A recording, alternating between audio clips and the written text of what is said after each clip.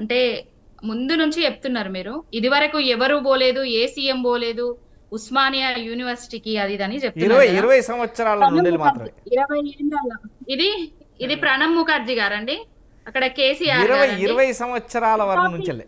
శతాబ్ది శతాబ్ది ఉత్సవాలల్లా 2017 April 26వ తారీఖు రోజు ఉస్మానియా యూనివర్సిటీల శతాబ్ది ఉత్సవాలకు రాష్ట్రపతి గారితోటి కలిసి కేసీఆర్ గారు అటెండ్ కావడం జరిగింది.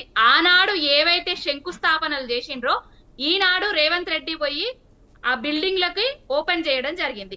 అంటే కత్తెర వట్టి కట్ చేయడానికి, కొబ్బరికాయలు కొట్టడానికి మాత్రమే వేయిండు ఉస్మానియా యూనివర్సిటీకి 22 నెలల తర్వాత.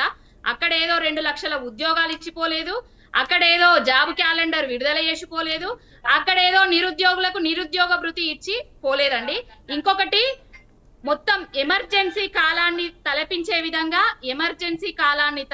విధంగా ప్రజా పాలన అంటే ఇందిరమ్మ రాజ్యం అంటే ఎమర్జెన్సీ రాజ్యం అని నిరూపించే విధంగా పోలీసు బూట్ల చప్పుళ్ల మధ్య కంచెల నడుమ విద్యార్థులను గ్రంథాలయాల్లో చొచ్చి మరి లాఠీ చార్జీలు చేసి వాళ్లను అక్రమ అరెస్టులు చేసి 22 నెలల తర్వాత భయంగా ఉస్మానియా యూనివర్సిటీలో అడుగు పెట్టడం జరిగింది.